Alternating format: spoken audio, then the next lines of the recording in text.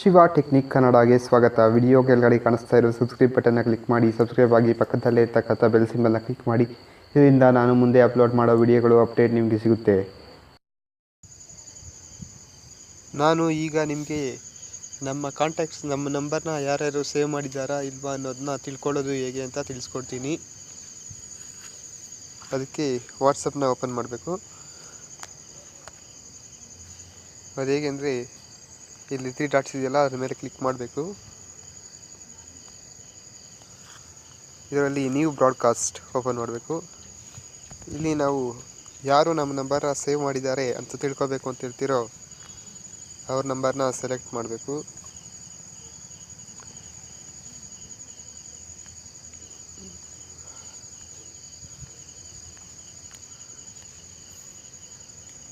Select ಮಾಡಿ 2 ಕಾಂಟ್ಯಾಕ್ಟ್ಸ್ನ save ಮಾಡಬೇಕಾಗುತ್ತೆ. ಒಂದರಲ್ಲಾಗೋದಿಲ್ಲ. 2ಕ್ಕಿಂತ ಹೆಚ್ಚು ಎಷ್ಟು ಬೇಕಾದರೂ 256ವರೆಗೂ ಸೆಲೆಕ್ಟ್ ಮಾಡ್ಬೋದು. ಈ ರೀತಿ ಬಂದು 2 ಕಾಂಟ್ಯಾಕ್ಟ್ಸ್ ಸೆಲೆಕ್ಟ್ ಮಾಡಿಬಿಟ್ಟು ಮಾಡ್ಬೋದು. ಈ ರೀತಿ ಬ್ರಾಡ್ಕಾಸ್ಟ್ ಕ್ರಿಯೇಟ್ ಮಾಡಬೇಕು.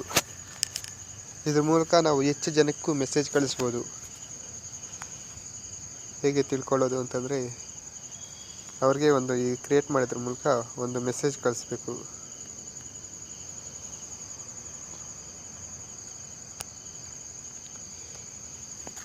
ಈ ರೀತಿ ಮೆಸೇಜ್ ಸೆಂಡ್ ಆಯಿತು.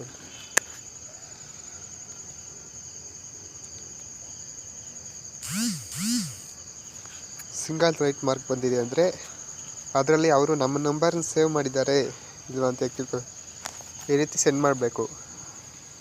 ಆಮೇಲೆ ಅವರಲ್ಲಿ ಕಾಂಟ್ಯಾಕ್ಟ್ಸ್ಗೆ ಹೋಗಿ ಚೆಕ್ ಮಾಡಬೇಕು.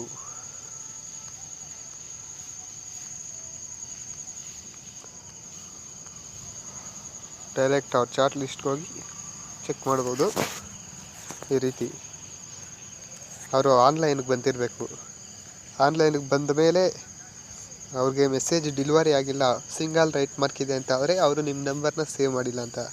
ಈ ರೀತಿ ಡಬಲ್ ರೈಟ್ ಮಾರ್ಕ್ ಬಂದಿದೆ ಅಂದರೆ ಅವರು ನಿಮ್ಮ ನಂಬರ್ನ ಸೇವ್ ಮಾಡ್ಕೊಂಡಿದ್ದಾರೆ ಅಂತ ಅರ್ಥ. ಅದೇ ರೀತಿ ನೀವು ಬ್ರಾಡ್ಕಾಸ್ಟ್ ಮೂಲಕ ಕೂಡ ಕ್ರಿಯೇಟ್ ಮಾಡಿದ್ದೀರಲ್ಲ, ಅದ್ರ ಮೂಲಕ ಕೂಡ ಚೆಕ್ ಮಾಡ್ಬೋದು. ಇಲ್ಲಿ ಕ್ಲಿಕ್ ಮಾಡಿ ಇನ್ಫಾರ್ಮ್ ಕ್ಲಿಕ್ ಮಾಡಿ.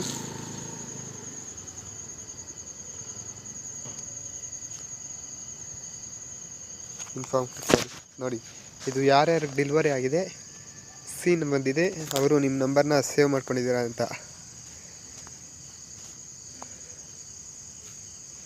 ಈ ರೀತಿ ಯಾರ್ಯಾರಿಗೆ ಡೆಲಿವರಿ ಆಗಿಲ್ಲ ಅವರೆಲ್ಲ ನಿಮ್ಮ ನಂಬರ್ನ ಸೇವ್ ಮಾಡಿಲ್ಲ ಅಂತ ಅರ್ಥ.